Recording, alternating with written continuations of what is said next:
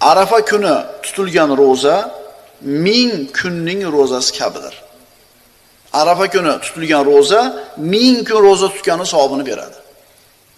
Kecha Arafat kuni roza tutgan birodarlar muborak bo'lsin shu bashorat. Payg'ambarimiz sollallohu alayhi vasallam Abi Qatodadan rivoyat qilingan so'z aytadilar: "Savmu Arafata kaffaratu sanatin qablahu va sanatin ba'dahu."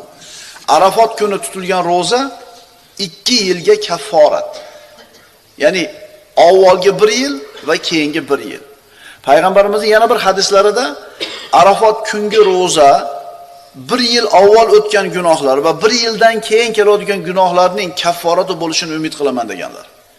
Mana uchala hadisni qo'shadigan bo'lsak, demak Arafa kuni roza tutgan odam, Arafat kuni roza tutgan odam 1 yil avvalgi gunohlarning kechirilishiga sabab ish qildi.